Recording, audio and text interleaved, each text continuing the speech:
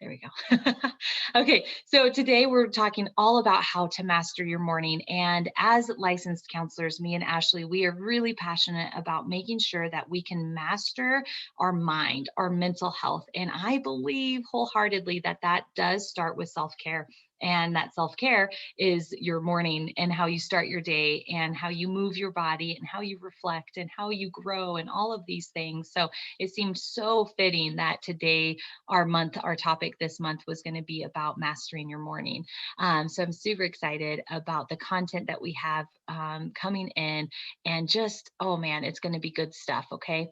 So I have the absolute honor to get to introduce you to Ashley here in just a second. So she is actually IOME's first full-time employee, first of all. So like, woohoo to Ashley.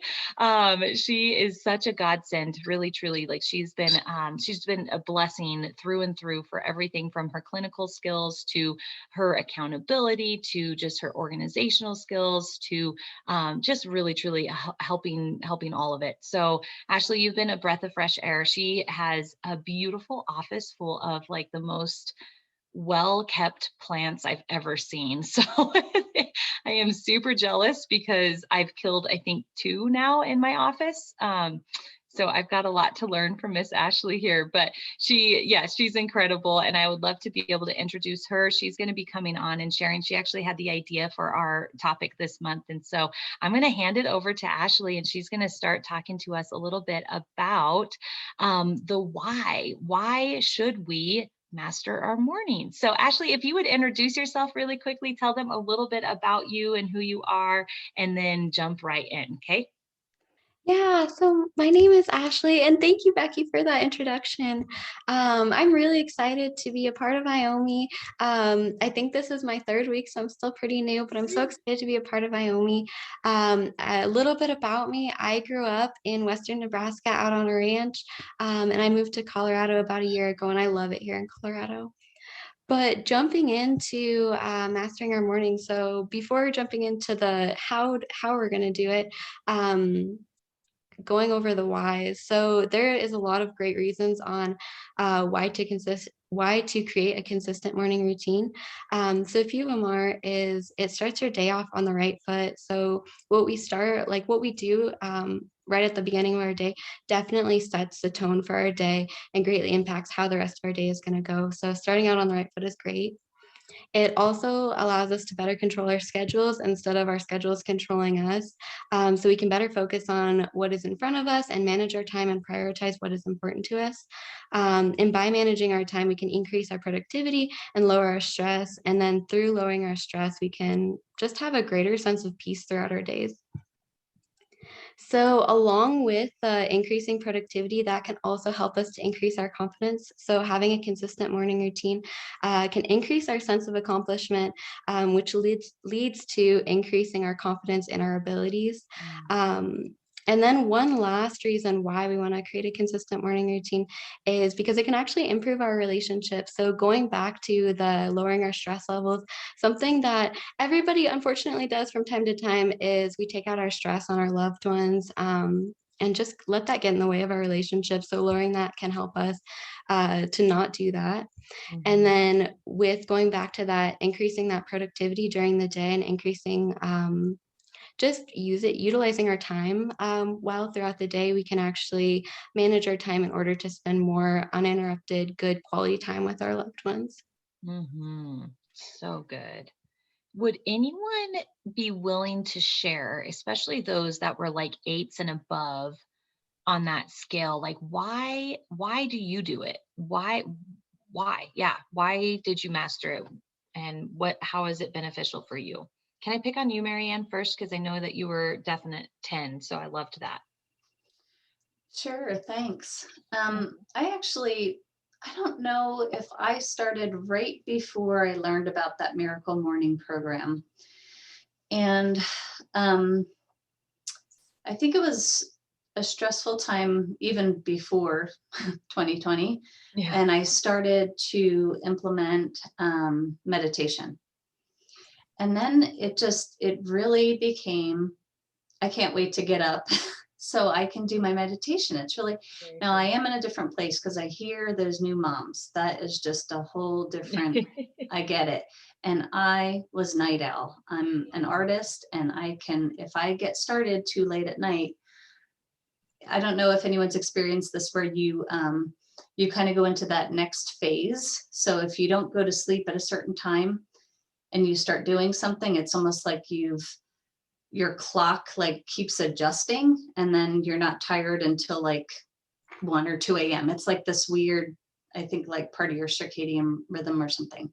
Yeah. Well, somehow I managed to switch that, like, and now I have not used an alarm clock in years.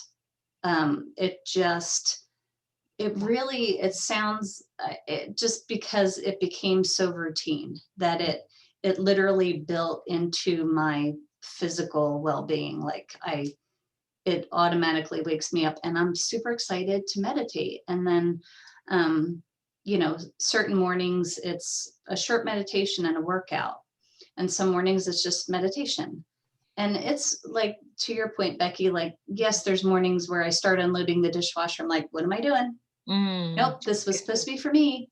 Mm-hmm. So again, it probably took a little over a year to really get it going. And my tendency certainly is to be night. But now that I've switched, like even coming to this meeting, I'm like, am I going to get to bed early enough? Like, I've Totally. become such a dorky like morning person No. now. Like I'm just like, Yeah. okay, as long as I can pull it together and get to bed. So it's been the meditation and the knowing I get that me time of a workout usually every other day. That's good. And I do like it, instead of, I guess one of you will get into the miracle morning thing, but I don't prefer the journaling so much in the morning. So I do that the night before. So there's, like you're saying, Yeah. there's bits and pieces that work for you, your personality and Exactly. that, but it is, I seriously look forward to it now. And once you get something that you kind of can't wait to do, then it's not like, oh, I promised myself, like it's not as heavy and should and have to feeling. Yes. That's so good. So I don't know, hopefully that That's helps so a little. helpful. Yep, absolutely. I love that. Thank you so much for sharing. I couldn't agree more, of just having something to look forward to and being excited about it. I think that is, it can take a little bit of a growing pain to figure that out and to experience it. But now that I've experienced it, I'm looking forward to it. Who else? Who was like an 8 or a 9? Hey, Becky, Yeah, Chris, go ahead. I'll tell you the why for me is I Yeah. had, up until a few years ago, I had real issues with work-life balance. Yeah, fair. And, I just found that, if I'm hitting the snooze 2 or 3 times and jumping out of bed and jumping in the shower and jumping in the car and going to work, it's like all of that time is focused on work as opposed to focused on me. And being able to take the extra time in the morning to do probably all of the above, a little meditation, a little workout, and taking my time doing it has made work part of my day, not work is life. Yeah.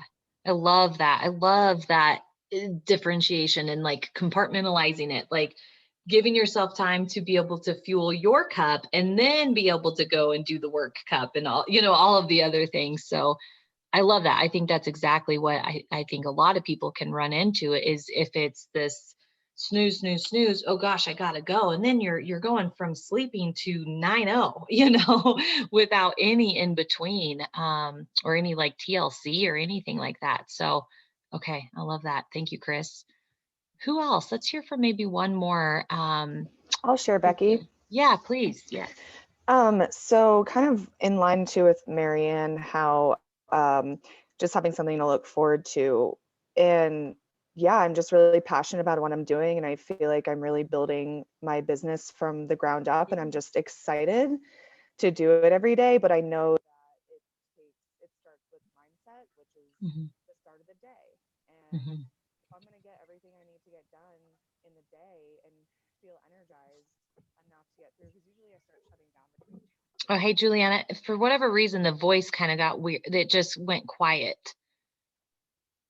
It was working. I couldn't hear any of that. Is it just Yeah, me? it was working just perfect. And then all of a sudden Sorry, is that better? yes, there you are, babe. Okay. I think they might be. Anyways. You were saying where it kind of cut off is just like you're excited about building your business. And so like the excitement of it. Yeah.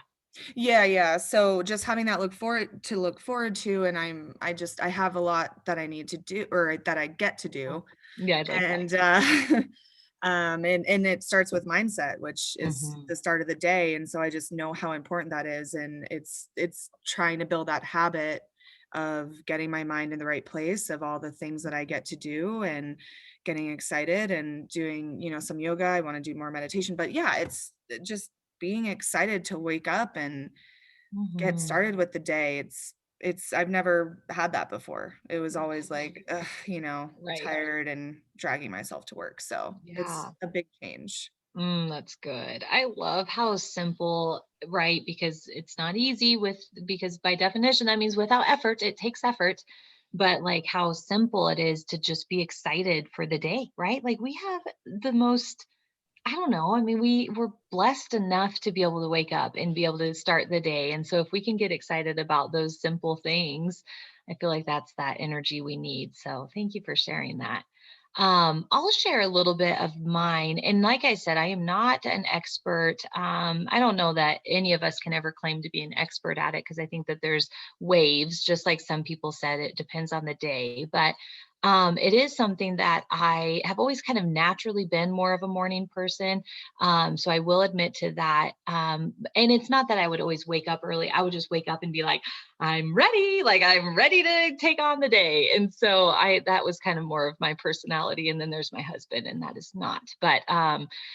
But it's more, I am at that same place of like, I'm excited. Like I am excited to wake up and yes, I do, I spend a little bit of time on like reflection, and then I probably spend too much time on the working part. But yeah, so I got to figure out some more of that. But now that I have done it long enough, I love it. I look forward to it. I am kind of pissy when I don't get it, like when I don't get to have my morning routine for whatever reason. If a kid wakes up or if I just didn't wake up early enough, then I'm kind of grumpy and I'm like, why didn't I do that? I love this.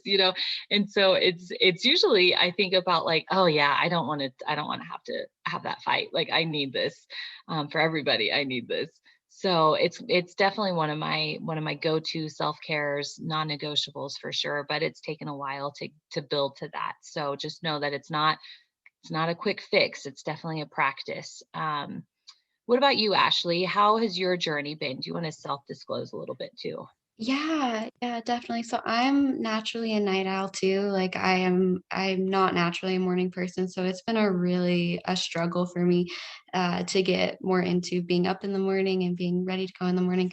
But I think a lot of my why is because it really does like set the tone for my day. Mhm. If I sleep in, if I don't get up at when I normally do, if I sleep in until 11, it definitely just kind of brings down the rest of my day. Mhm. Yeah, absolutely. So yeah, so we have to think about those consequences, right? Just like anything we do in life, is it worth it? Is the pro of sleeping in worth the cons of not, of like the drag that happens throughout the day? And for me, not being able to have that quiet time to be able to just kind of gather myself, it's not. So I like that. I like that example a lot, Ashley. So now we're gonna kind of get into the content, and we're gonna spend more time on this 5 a.m. club and this 20 method that Ashley's going to be talking about. But I wanted to touch on the miracle morning. Like raise your hand, and I'll try to see who all has heard of the miracle morning, who's practiced the miracle morning. Yep, totally. Okay. So it's the idea, it's all of the same realm. It's a good book. I actually really enjoyed reading it. But it talks about how we should have this miracle morning, and I'm pretty sure he was referencing the 5 a.m. as well. And so no matter what time it is, but waking up an hour before, you have to start getting ready for the day, right? So not just I don't know, if you leave the house at 6, but you have an hour of getting the kids ready and stuff, so you got to wake up even an hour earlier. So it's an hour earlier that you get to have just uninterrupted time for yourself. And so he talks about Hal Elrod, right? Something like that. I'll reference the book, but he talks about how we should have this Miracle Morning and Savers acronym. So I'm going to bring up, and I can just talk to you about it. So it's SAVERS, it's the acronym. And then he talks about doing 10 minutes of each of these exercises, each of these items, to-dos, whatever you want to call it, every single morning. And you only do them for 10 minutes. And so there was a lot of science behind it. There's a ton of research behind why you should do that and what the good is and all of that. So I want to just kind of give you a little highlight of that, and then we're going to be diving in deeper into the 2020 instead of the 5 a.m. or instead of the Miracle Morning. But the idea is it's all pretty similar. Okay. So just know that you guys can take it and run with it for what it's worth to you and what you need to do. Okay. So the first S is silence. So truly just being able to sit in silence, to quiet your mind and block out all the chatter through either meditation, through prayer, or even focused breathing. So the idea is just to silence your mind and slow down. And whether, again, that's meditating, there can be so many things that could involve. Okay.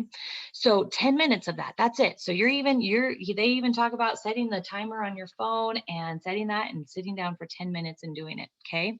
Then the next one is affirmations. So then you spend 10 minutes telling yourself encouraging words to achieve your goals, to overcome your fears, and to feel happy. We could spend an entire session, an hour and a half, just on affirmations. So know that that's a big, hefty thing. But the idea is it's an I statement, an I am statement on what you want to believe to be true about yourself. Okay. Oh, thank you so much, Tia. I think that was you, Tia. Yeah. And so the affirmation, so you're going to be sitting down, you can write it out, you can think about it, and you're just going to be affirming, I am XYZ. I am whatever it is that you're affirming. Okay. You're going to be doing that over and over again. Again, setting the alarm for 10 minutes, doing that.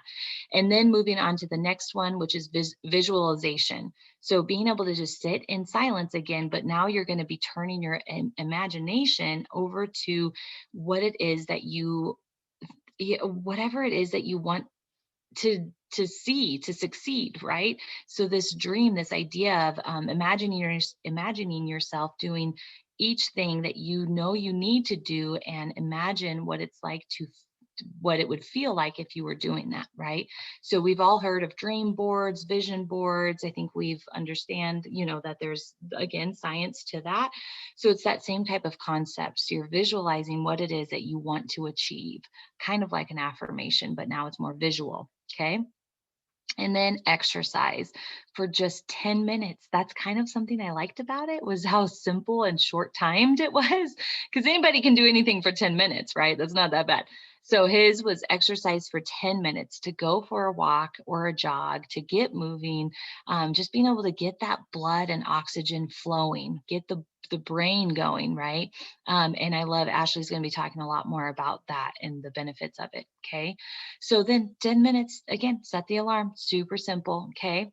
Then the next one is R, which is reading. So filling your brain with positive thoughts and ideas to improve yourself. So probably not the romance novel, but it's going to be some kind of a personal development type book. Okay. It could be the Bible. It could be a tax book. It could be, I don't know, whatever else, like obviously personal development books. One of my favorites is one for me, that you are the girl for the job. You are a badass. Like those books are great. I love them.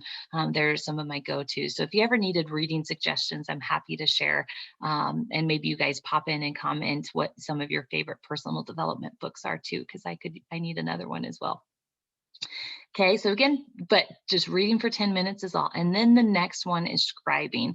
And so basically journaling. So writing to journal your process and your thoughts and reflect on what you've achieved. So it's kind of like the gratitude journal, right? Just sitting down and writing what it is that you're grateful for. Oh, I don't have it. The IOME journal, I wrote that down in the IOME journal. So it talks about your gratitude. It leaves a blank for your affirmations, and then it leaves a blank for your self-care promise, and then your reflections for the day. So you just really want to try to be in that state of gratitude, be in the state of like, why are you excited to wake up in the morning? Why are you excited to take on the day? Why do you want to be able to be your best for the day, right? Is it for your kids? Is it for your job? Is it for both? For your wellness, for how you're impacting people day to day? So that's all the savers. Okay. So 10 minutes of each of those, and then that's equals an hour. And then you are going to be jump starting your day in a beautiful, beautiful way. Okay. What I'm going to be sharing, I just don't like to follow the rules, you guys. Like, I don't like to sit down and set my timer. And if I'm like on a good page, I don't want to stop reading at 10 minutes when the timer goes off. So for me, it did take, I will be honest, it did take doing that, like very specifically like that, for consistency wise, and to develop a little bit more of the habit and the discipline of it. And then now I can kind of do what I want to do in it, right? So it's okay if I walk on the treadmill and read at the same time, like that's a double whammy. And then I do it for 20 minutes. And you know what I mean? Like, I just like to have a little bit more wiggle room because I don't know, maybe I'm stubborn or something. I'm sure my mom would attest to that. But so for me, I think I like to have a little bit more freedom in what it is that I do, and kind of based on how my morning's going and what I need that day. And so sometimes when I wake up and I know that emails need to be answered, like that energizes me still, because I'm able to get that done and move on. And like, so, and I'm not saying that's for everybody either. Okay. So just know that I, throughout this training tonight, I want you to know that you guys get to make it how you want to. So don't feel like it has to be exactly, don't feel like you have to, if you did 8 minutes instead of 10, that you just have to throw in the towel and you got to quit. No, not at all. Not at all. I liked what Marianne said, that like she just doesn't jive with journaling in the morning. Totally okay. So I think you said that you just do it in the evening time. Like, that's the kind of stuff that we need to be willing to flex, and to like just manipulate, not remove, but just be able to make it work for your schedule and what you have going on. So that's why I was really excited about hearing about this 5 a.m. club. I have not read the book, but this 20-20-20 method. And so that's why I love having Ashley come on, and she's going to share some more of those tips, because I think it gives you a little bit more, maybe a little more wiggle room, or just, yeah, I think it's good. So Ashley, go ahead and share. Well, I guess, does anybody have questions about the miracle morning? You may want to hear more about the 20 method before you have questions, but anybody? Okay. I'm going to go ahead and let Ashley go. And yeah, just go ahead and start kind of training us on what the 5 a.m. club is and what the 20-20-20 method is. Yeah, so the 20-20-20 method is very much like what you just described with the Miracle Morning, just a little bit different, but it comes from this book, The 5 a.m. Club by Robin Sharma. And I really like the book because it's not written in like the typical like personal development type style. It's written like a story, so it's a little bit less dense and like more readable. Yeah, so I'd highly recommend that. But something I really like about the 20-20-20 method, which is mentioned in the book, is that I really feel like it fits in with IOME's purpose of like holistic self-care. So it involves the mind, body, and soul within it. And I really like that. So basically, same concept, you wake up an hour earlier than you need to. So at 5 a.m. or 6 a.m. or whatever that is for you. And you split that time period into 3 20-minute increments. So the first 20 minutes, this book says that you should spend an intense exercise, and it specifically states that you should be like sweaty and it should be like intense exercise. I'm going to throw a little like caveat in there and say, if that sounds awful to you, that's totally okay. Going for a walk, maybe doing some gentle stretching. You don't necessarily have to do like the intense exercise, but there are a lot of benefits with that. And to be totally transparent with you guys, this is like my struggle with my morning routine, like the exercise part. The other parts that I'm going to mention are pretty good, but the exercise, like exercising right as soon as I wake up, just sounds awful most mornings. But so there's a lot of benefits to waking up and exercising though. So it actually, especially if you do an intense exercise, it lowers your cortisol levels, which cortisol is your fear hormone or like anxiety. And cortisol tends to be highest in the morning, and it kind of like goes down during the day and then is lowest at the end of the day when you're going to bed.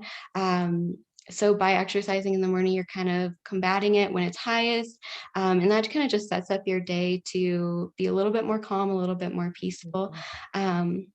And then sweating also releases, the acronym is BDNF, or brain-derived neurotropic factor. And what that means, or what that does, is it repairs brain cells damaged by stress and accelerates the formation of neural connections. So basically it helps us to think better and process faster. And it also promotes the neurogenesis, which basically means it grows new brain cells. So that's super great too. And along with that, exercising in the morning releases dopamine, which is basically your drive and like motivation, and also increases serotonin, which is like the happiness hormone. So increases your levels of happiness. So it can also increase focus and kind of like sustain focus throughout your day by exercising in the morning. It elevates your metabolism and also increases your energy and helps you to have that sustained energy throughout the day. So that's the first part of the 20 minutes, is that intense exercise, or a little bit like calmer exercise if that works better for you.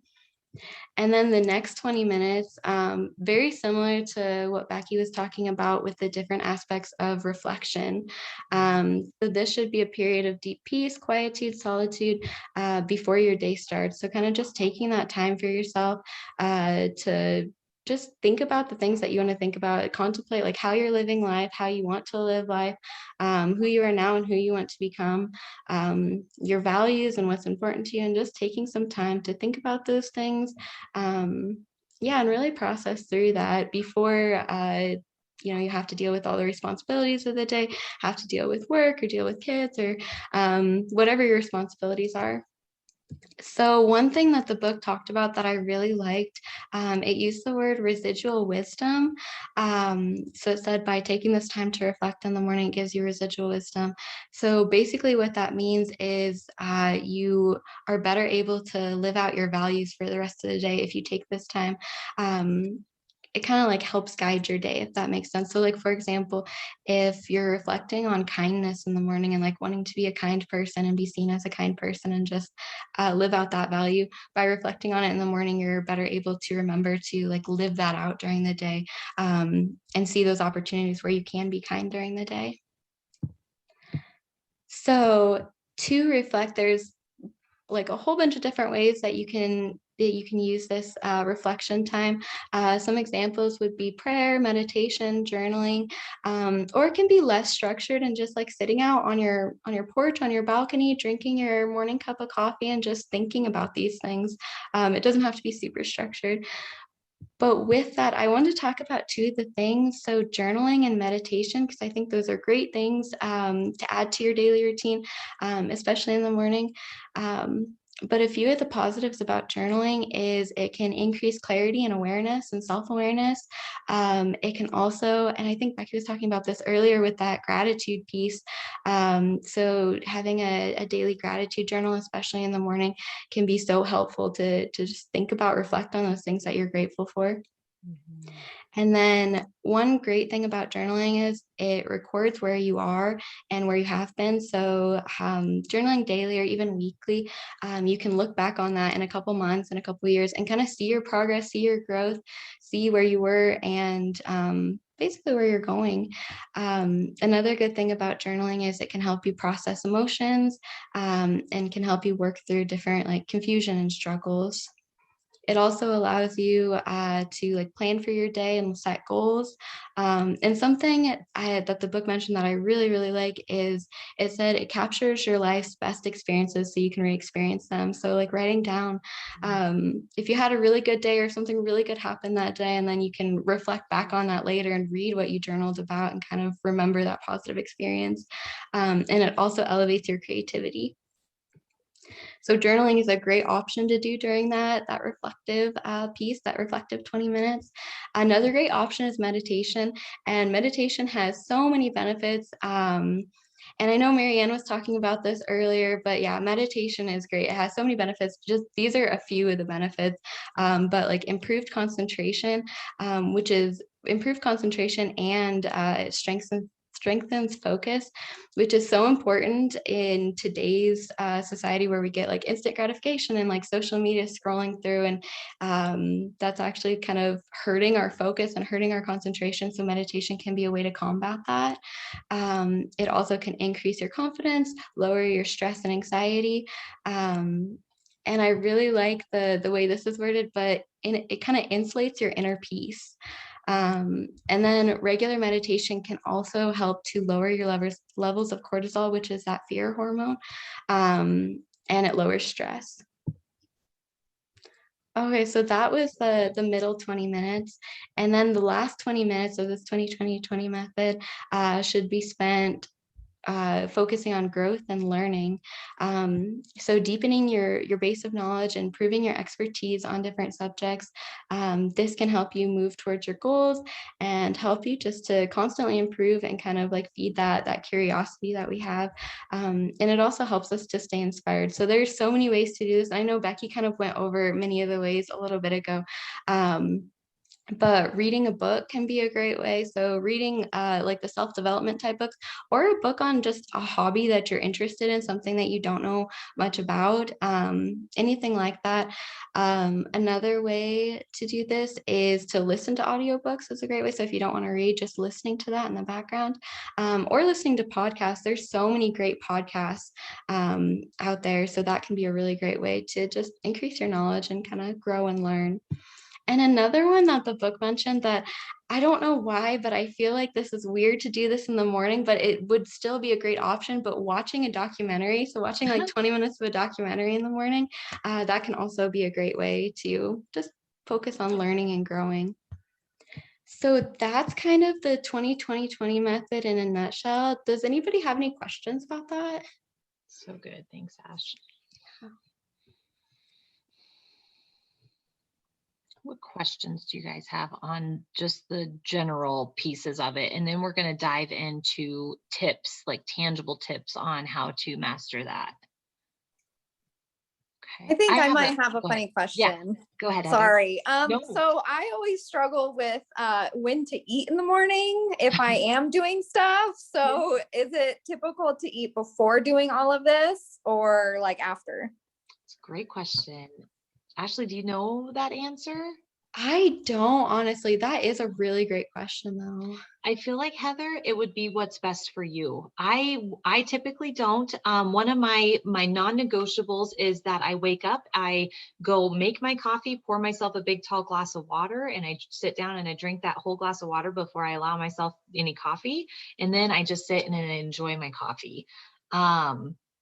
And then after the hustle and bustle, usually I eat a later breakfast. But yeah, can anybody answer that? Or does anybody else have any other options that they do with the food? That's a great point. I mean, I always just say it depends on what your goal is as well. So if you're in like a muscle building, and maybe you guys are wanting to increase your fitness and your metabolism, it is going to be best to get something right away. So maybe make that something simple, like a shake or something where you're getting some protein and some good carbs from some berries or something like that. So that's what I would say. It depends on what your goals are. But if that is it, I would encourage you to do something sooner than later, without getting into the conversation of intermittent fasting and all of that. I think as a general rule, that's good, because otherwise we can tend to feel full from coffee. And then before we know it, it's 10 a.m. and our blood sugar just can be off throughout the day. And we start getting those intense cravings in the afternoon, and that can play into our sleep. And then we're not, like, it just totally throws us off track. Right. So I think that's the main thing, is just decide what it's going to be for you, what your goals are, and then just stick to that and make it doable. So good, Janelle. Thank you. That's why she's our expert for April, sharing all about the health side of things. So I love that. Thank you, Janelle. That was a really good point. Yes, Absolutely. I do have a question, if it's okay. Yeah. You ask. So when I hear, I'm going to be totally honest with you guys. When I hear someone say that they meditate in the morning, like, it seems so foreign to me, because I'm just doing good to keep my eyes open. So if I were to meditate, I'd be asleep on the couch. I feel the Sounds same. great. I have so many friends who meditate in the morning, and it's almost like it seems, you get what I'm saying. Yeah. So is it okay if that's not my thing, but maybe instead it's getting out for a walk without my cell phone, is what I've kind of been doing these last few days, and just kind of being in that kind of a meditative, just walking, enjoying nature, the smells. I mean, can that count? Because I'm just not going to sit with my eyes closed, or I'll be asleep. Just being honest. I feel like yes, but I'm not the meditation expert, because I am. I can speak to that if that's helpful. Yes, I can please, speak to that a little bit. I want to know. Yeah. Yeah, absolutely. I'm a yoga and meditation teacher, so I have a couple ideas. I do meditate in the morning, because at night I'm more likely to fall asleep. So I meditate before bed. And the quick, really easy way is I get up and brush my teeth and wash my face, and then go back and sit wherever I'm going to meditate. Usually not in my bed, because then I'll be going back to sleep. But just that helps me, just brush my teeth and washing my face. But there is also walking meditation is wonderful. So if that's what works better for you, there's all sorts of different kinds of walking meditation too. So you can't really do it wrong. But if you want something where you're still at home or something, just a quick little, washing your face, brushing your teeth or something like that isn't just a quick little way to do that. So just a little tip there. Thank you. Sure. Yep. Awesome. There's actually two, Janelle. Yeah.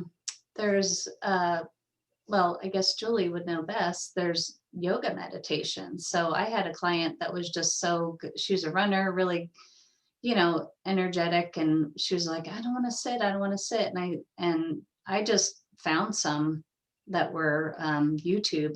Mm-hmm. So again, like you said, with your goals, do you want to spend 5 minutes, 10 minutes, but a lot of those, it is a meditative state. It doesn't have to be the typical, what you'd picture, to be meditative. So I think adapting to that, what fits your lifestyle. And again, I do agree, like removing yourself from the bed, if you are going to fall back to sleep, it's probably good to get out of that self-cushy. Yeah, that makes sense. Yeah. Okay, good. That's great. I like yoga in the morning, so that's a good reminder. Mm-hmm. Absolutely. I have a question that I don't know if anybody knows, and Ashley, if you saw this or not, but for me, I'm almost to a fault. Ashley knows this about me too, is like I am a multitasking queen, and not that that's a good thing. I'm not saying that that's a good title that I should have. But so then I'm already thinking of like, all right, how can I make more productivity out of this? I could get on the treadmill and I could get that intense workout while I'm reading the book or while I'm listening to the podcast. Is that okay?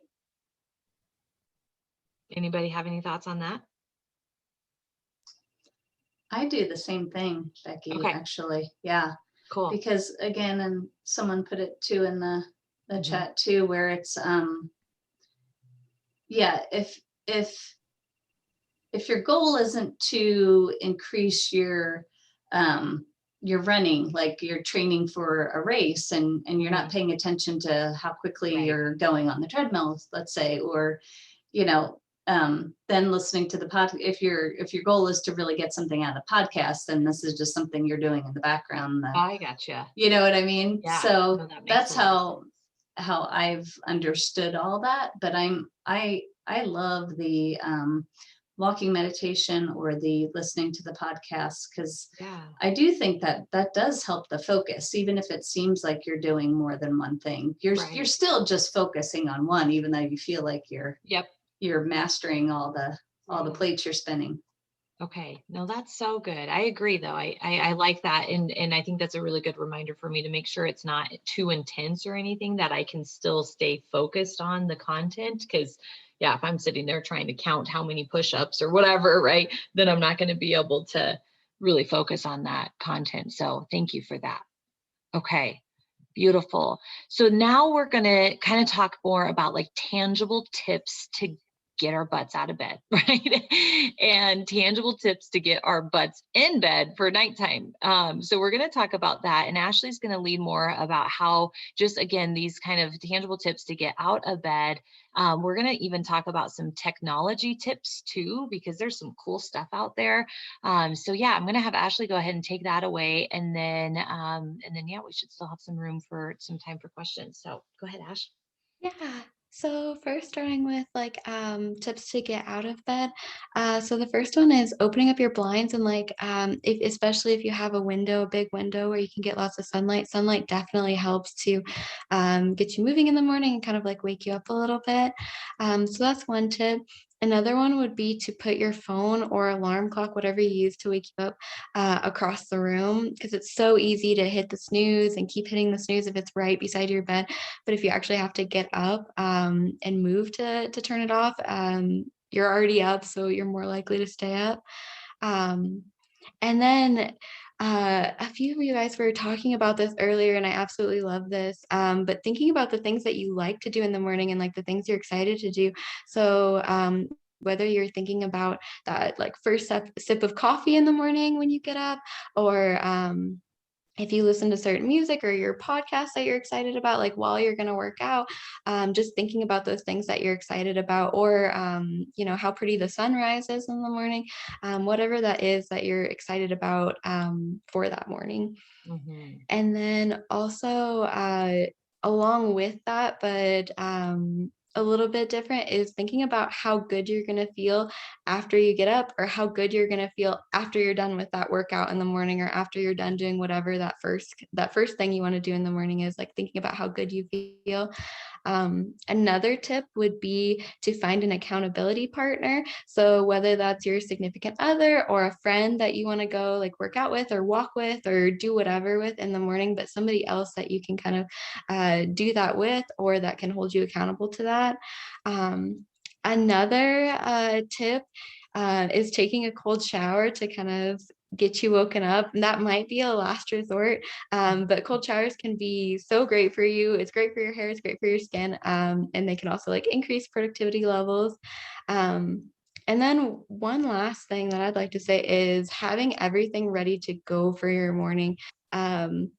So like if you're planning to work out in the morning, like having your workout clothes all laid out, ready to put on. I've even heard of people like going to sleep in their workout clothes. So they just have to get up and like just get moving. So there's no like in between time. But yeah, having whatever you're planning on doing first in the morning kind of ready to go. Mm-hmm. Yeah, I love that. That's so good. Okay. And then some of our tips that we wanted to share, we're just going to kind of blend these all together because there's so many good ones, but, obviously in order to get our butts out of bed, we have to get our butts into bed early enough the night before. And so we really need to make sure that we are getting enough sleep. And there's such a mindset to it, right? And I know the Miracle Morning talks about this, and I'm sure any other book out there that talks about morning routines talks about it as well. That if you keep saying to yourself over and over again, like, oh, I'm such not a morning person. Oh, I hate getting up in the morning. I'm so tired.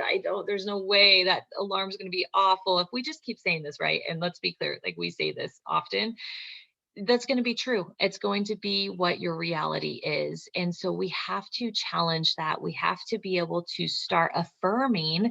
And so there's a double whammy there, right? We can start adding that to that reflect part, is being able to affirm that I am a morning person. I am trying my best. I am learning how to be a morning person. Whatever that is, I am able to get up in the morning, right? whatever it is that you need to hold on to, and just repeat it over and over and over again. And so when you lay it in bed at night, it's like, I am going to get the exact amount of sleep that I need in order to wake up and feel great. Right? One of my favorite mantras that I've been saying over and over again with some of the goals that I've had is, I can do hard things. I can do hard things. I don't know why, but for whatever reason, that's just enough. Like, well, dang it. Yeah, I can. This is hard, but I'm going to do it. And so this simple thing of like, I can do hard things. I can get my butt out of bed. It's hard, sure, but I am tough. I can do hard things. Right? Does that make sense? So I really love just those simple mindset shifts that we can do, especially with our bedtime routines to set us up in the morning. Then there's going to be these physical things that we can do, right? It's funny because my phone or my watch just said bedtime routine, or bedtime reminder. Okay. Bedtime reminder coming on right now. So it says wind down is starting soon. And so screen time, you guys, is really important to be able to limit as much as possible before bedtime, right? We know that those blue light, it definitely decreases the melatonin, and that is what we need to help us fall asleep. And so if we can make sure that we have a window of time with no screens, that we can shut our phones off, that we can stay focused, and we can read a book, or we can have conversation with our roommates, whoever that is, whatever that looks like. So being able to eliminate some of that screen time. Okay. So those simple things, being able to, one of my favorite things is when I have a lot going on in my head, because even if without a screen or not, and I lay down and then all of those thoughts start racing, then I do what my favorite thing is, the brain dump. So then I take all of those ideas that I have, all of those to-dos, all of those things that are keeping me up, and I simply just dump it onto a piece of paper. Okay. So I download it. I take it from the busyness in my head and I write it down. And then it's like, oh, well, there's only 12. There's not a million. Right. And so it helps us to recognize that. And then it truly gives you space to be able to free yourself from it. So it really allows your brain to be able to release it. And that's one of my favorites. Obviously, things like being able to take a hot shower before bedtime, taking a hot bath, aromatherapy, drinking a sleepy time tea, all of those kinds of things are really powerful as well, and pretty obvious. And then deep breathing is a huge one. So being able to get more oxygen to your brain, to be able to slow that breath down, to slow your head space down, is going to be another really good one. So sometimes you just have to lay in bed. And I love the 4-second breathing technique, where you breathe in through the nose for 4 full seconds. You hold it for 4 seconds. You breathe out through the mouth for 4 seconds. And then you repeat it 4 times. And just by doing that technique before bedtime really helps to slow down your entire system, give you the oxygen that you need, and be able to help set you up for a better success in sleeping. Okay. So then we wanted to start talking to you guys about some of these fun technology tips these days. So I am an iPhone, and luckily Miss Ashley is Android. So we're going to talk on both of those. So hold on, okay? You'll be able to get both, because I imagine that there's a handful of both of you in here. So I'll talk about the iPhone really quick, the things that I know about it. And then Ashley has shared a few neat like apps and stuff. So I have, if you go into your settings in your iPhone and you go into screen time, okay, there's a downtime option. So you can click on your downtime and you can choose when you want to customize those downtimes. So then when I have it set for 8 p.m., that's when I want to be off my phone by 8 p.m. so I can be in bed by 9. Like that's usually when I'm in bed, like asleep by 9. Okay. So then I set my bedtime downtime on, and then it tells me like, hey, you have 5 minutes at 7:55. You have 5 minutes before your screen time's limited. And now when I do, because I've obviously ignored a little bit of it, but you can see like I can't click on an app. It says my time limit. I've reached my limit for the day, right? Because it's 8 p.m. You can push past this. I think Janelle was the one that taught me this. And so it's a great way to be able to just downtime, kind of force yourself to do it. You could set different app limits. You can set downtime for in the morning, because I'm really guilty of waking up early and then turning to my phone right away. So I have a downtime to not allow me to get on my phone until 5:45 in the morning, after I've kind of had some, alone, like some quiet time, some restful time. Okay, so that's a super simple one. And then there's even the bedtime reminder. So in your alarm clock on your phone, right here, there's the sleep and wake up. Okay, so it's you can push change, and then it has the cute little wheel of how many hours do you want to sleep. So I want to be in bed by 9:30. I'm like the weird one that loves my alarms to be odd numbers, so I have it at 9:35 and wake up at 5:35. Whatever, you choose what you want.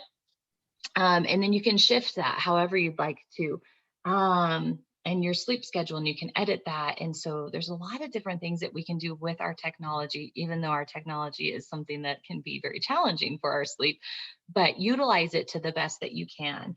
Ashley, will you share some of your Android and app tips?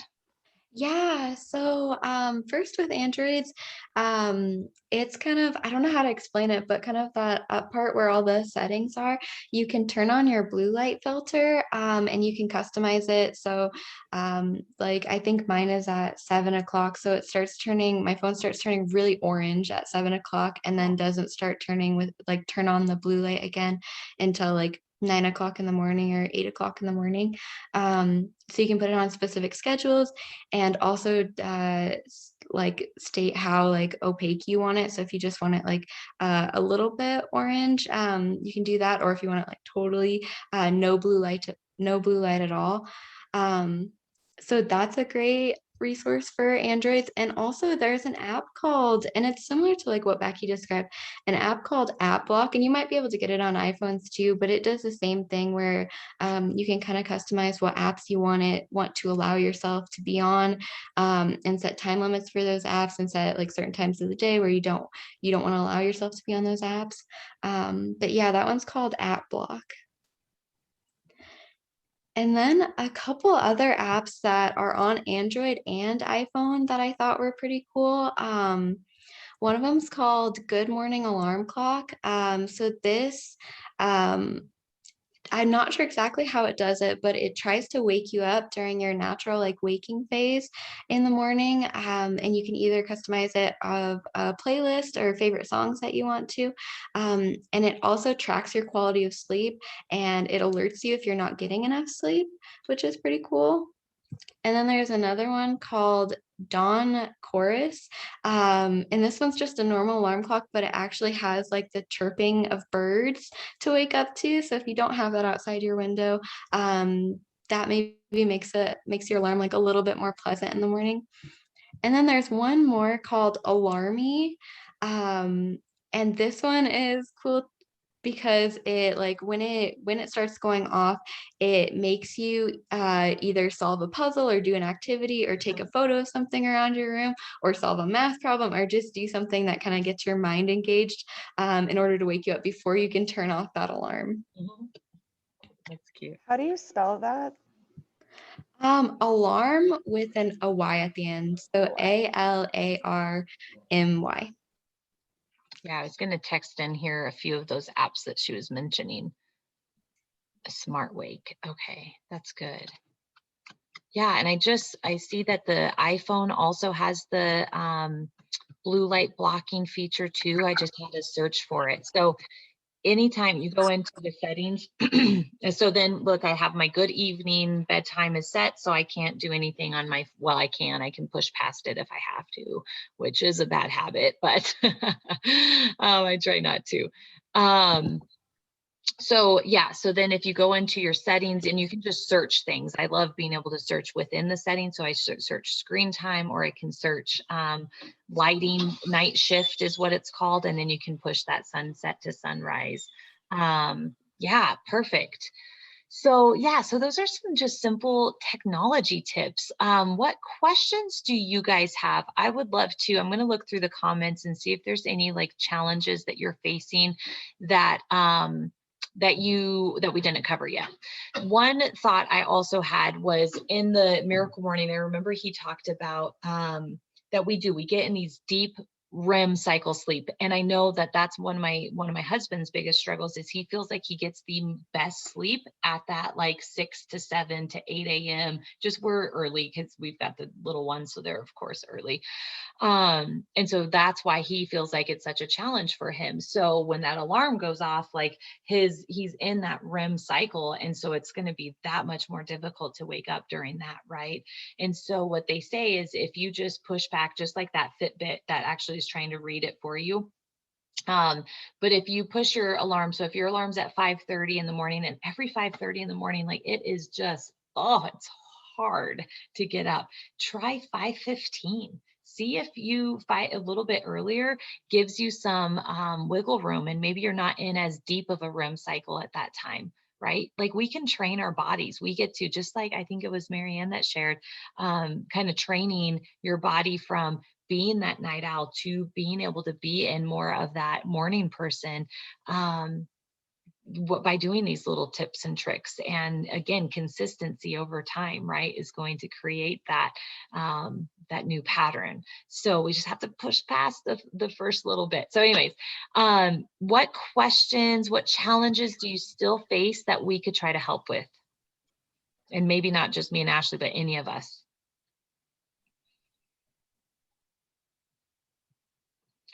I'm going to see if I had any other comments in here. I think kind of giving yourself grace too, because I can be so hard on myself where it's this all or nothing mentality. And, if your kid's up at night sick and you just didn't get sleep, then by gosh, sleep the next day. Okay. I mean, there's going to be those circumstances that are odd, that you need to give yourself some grace for. But even with that, I think there's even more reason to get up on the good days then, right? Because if it is a good day and you had a good night and the baby slept through the night and all those things, we can still talk ourselves out of it, right? So that's all the more reason of like, okay, I got to take advantage of this because I'm going to give myself permission when I have a bad day. But today was a good day. I'm going to get up. Does that make sense? Yeah, Sarah, did you have a question? Or is that like, yeah, no, I was, I'm raising my hand. Isn't that cute? How cute. I was just going to say the same thing that I am up at a 5 and a 6 from a year ago where I was definitely a 0. Right. My kids were waking up before I was, and I was so grumpy every morning. And last year was like, I have to wake up, even if it's 5 minutes before they come and get me out of bed, I have to wake up before they do. So I knew it was going to be a big shift for me, but it's kind of somewhere between a tip and a question. So I gave myself permission to like really slowly build the habit, like really, really slowly build. So it was like setting my alarm just 5 minutes earlier. And then like throughout last year, I made a couple of bigger jumps of 30 minutes or whatever. I ended up being like a 6 a.m. person for a while. From my kids waking me up at 7:45, I became a 6 a.m. person. And I would say at that phase, I was definitely an 8. And the last month or 2 months, I've really kind of been sliding back towards being more of like a 7:15 kind of person. And I wonder, I like all of these tips, but is there something, I don't know, I feel like my brain is falling off the wagon. I want to get back. I totally get that. Maybe, I love what you're saying and that you were able to recognize. I would write down a list of all the reasons that you loved doing it, right? And all the reasons that it benefited your kids and yourself and your overall wellness and just all of these things. Because when we can really attach to the why, like that's going to be the motivation to say, okay, I love the idea of this slow progression. Okay, I'm going to set my alarm 15 minutes earlier today. I'm going to see how that goes because of this list of all the benefits, like I've had a lot of my self-care has been successful because I just kept trying and just kept it really slow. I think I'm not the kind of person that if I'm a 7:45 waker upper, it's not going to just go from 7:45 to 6 and me stick with it. And I think a lot of us are like that in a lot of areas. Like my nighttime supplements has been a slow build, and my morning supplements has been a build on that, and washing my face in the morning and at night. Anyway, slow build is something that's been really important for me to build the consistency and long-term success. Yeah, sustainability. So good. Such a good reminder. Thank you for sharing that too. Absolutely. Juliana? Weekends. Do you still follow the 5 a.m. club? Good question. So I know the Miracle Morning says that you should do it every dang day. But again, I'm not the rule follower, so I don't like to do what people tell me to do. So I think it's up to you. I think there's reason, and I'm going to share the worksheet here in a second, or like the tracking, but I think there is reason for doing it and sticking to it. And even if it's a slow progression, but sticking to it to create the discipline of it. And then knowing that, like, okay, you know what? And I'll be like, I'm going to sleep in tomorrow. I give myself permission to do it, and I commit to it, and I love it, and I enjoy it. And then the next day I'm like, okay, come snuggle me, girls. Like, I got nothing going on. It's totally fine. So it had to grow to that though, because if I talk myself into it that morning, I'm going to feel really crummy about it. But if I've already given myself permission the night before, I think it's much better. But it has to be a level of discipline to continue, so that way it doesn't backtrack you. And that's my own personal experience. I don't know what the books would say on that, but yeah, good question. Marianne? Oh, yeah. I wish I could remember where I saw it, but I thought I had heard, Juliana, that if you've just been sleep deprived for the week, whatever, a big project, something, that there is something to be said for making up for that on the weekend, because that was like, first, you can make up and then you can't, and then sticking to the routine. So, but I think there's times where it's just like, you have had a busy week, and allow yourself, and knowing that the next day, not the, stay up crazy late, kind of really throw it off whack. But I think seriously, just recently in the past couple months, I don't know if it was Ariana Huffington, because she's so big on the sleep thing, if I read it there or something, but that sometimes you just really need that recharge. And if I could just say a couple things, that it is a process. And I love, sorry, who mentioned that, that spoke right before. Yeah. Maybe it is that 15 minutes earlier, or just noticing what really threw her off, to start with, if she was at 8, what those things were, noticing, and just giving yourself that kind of 1% incremental, go to bed 5 minutes earlier, get up 5 minutes earlier. And then I thought of the clothes being laid out, and I thought, sometimes that visual helps. Like, maybe you just have your little, you're going to rock this day, like your little visual, as corny as that sounds, like right at your nightstand. So as soon as your eyes open, it's like, I'm blessed with this day, or go get them today. Like the corny affirmation, like, I know it sounds silly, but sometimes that'll be just the thing that you're like, you know what, you're right. I promised myself, so your self-talk right away is something, that's a good thing. I love that. And I love to kind of speak to the weekend too. Like, I love rewarding myself, like to be able to, and I think that's a good segue into this little worksheet that the tracking system that I shared here. Let me find it. Because so if it's like, okay, I did really good all week, I'm going to celebrate, and I'm going to reward myself with the pleasure of getting to sleep in the morning, right? Or the weekend, or whatever it is. So I think that I like that. I can get motivated by that. I can earn it. That's good for me because of my own self-awareness. Now, there may be some of you that's like, nope, I need the consistency and I need the longevity of it to be able to create that sustainability. That's okay okay too. So what I want to leave you guys with, and I'm going to post this in the IOME community, so you'll be able to actually take it and print it. And then I like to check things off. It's fun. So this is a way that you could do that if you'd like to. So in this column, so simple. You don't have to print this. You could just create it in your own notebook, for goodness sake, whatever makes sense to you.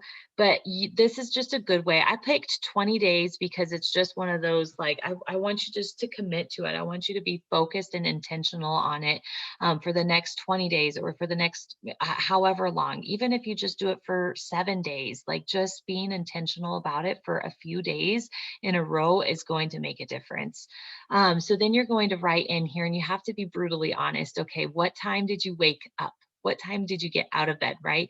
And then maybe you write in here your goals like 5:30 in the morning or whatever, and then you didn't wake up until 7:30. Okay, that's okay. You're recognizing it. You're noticing any patterns, any consistencies, or what's going on of why that's been disconnect. Okay, and so then hopefully you'll recognize, like, either, okay, good, 5:30 every day, or man, it was at 7:30. Now I'm gonna bump it up.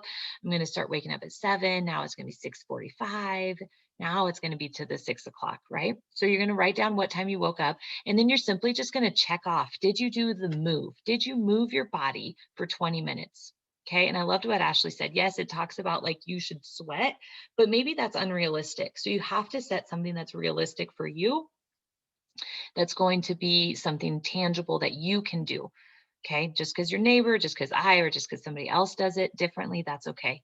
So did you move your body that day? Check it off, highlight it, draw a pretty smiley face, something. Okay. And then did you get your reflection? Did you reflect for 20 minutes?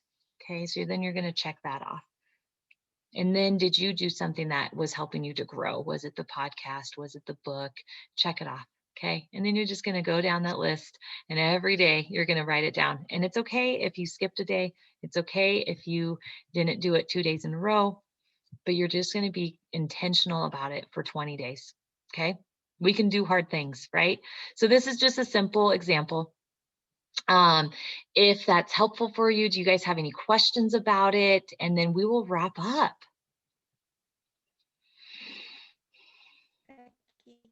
Yeah.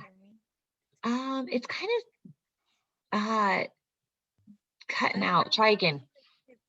I'm on one of the kids' computers, so I That's don't better. know. Can you hear me okay? Yep. Okay. So my question is the move, and I know like you're training for your race right now. So is the move just get up, stretch, feel good, and then later in the day you're still doing your big workout? Or because I'm such a rule follower, so I'm trying to figure out, like, is that enough for the day? Is that just a little bit to get you going, and then you're still training later in the day, or kind of how does that go? I love that question. Okay.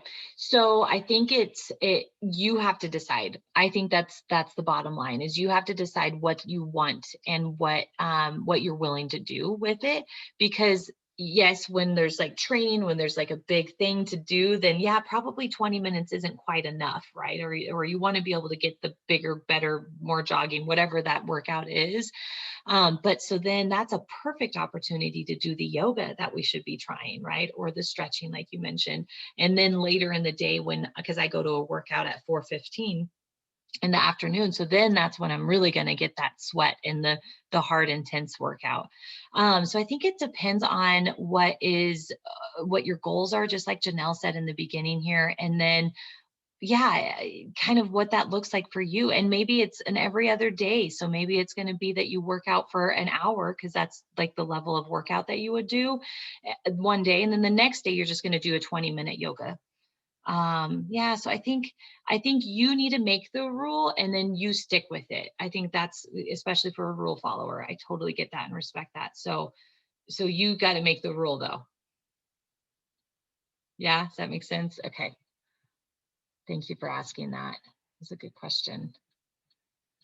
and I give you guys permission to fail at it, to like try it and suck at it and figure out what doesn't work and figure out what does work. And it's going to be a little bit of everything, but knowing that it's not like, even figuring out what doesn't work is still value, you know, it's still adding something to your day, and it's going to help, absolutely, because then the next day you're going to be like, okay, I need to do something different. Right? So give yourself some permission in that. One other thing I'll say, and we'll wrap up, is a lot of us can have a hard time with like that accountability, or with the the falling asleep and just like the restlessness, right? And so if that's you, just know, like, most of you are IOME members, so you have access to us trained supporters at any time, okay? At the discount. If you're not an IOME member, we can talk, where I'm happy to share more, but I know for me, when my anxiety is high, I'm not sleeping as well. And so I have to work through the anxiety. I have to talk through it. I have to process. We have to be able to complete that stress cycle, if you will, before we're able to truly be able to like just be more rested. And I do think that that starts with our mind, our mental health. So please know that that's always an option for you guys. That's our bread and butter here, you know, is to be able to help you guys with those pieces of that puzzle. So if you're still finding like, man, I'm just struggling, I can't do it, you know, there's just these obstacles that are keeping you from it, talk to one of us. Okay, we would love to talk to you about what's going on for you individually, and then that's where we get to hold you accountable too, right? So that can be a lot of fun as well. Okay. Okay, I would love to like do a super duper fast round. What's the one thing you're going to do? What's the one thing you're going to stick to? What's the one thing? Okay, and then we are going to wrap up. I'm going to go ahead and stop the recording now. Where's that button? There we go. And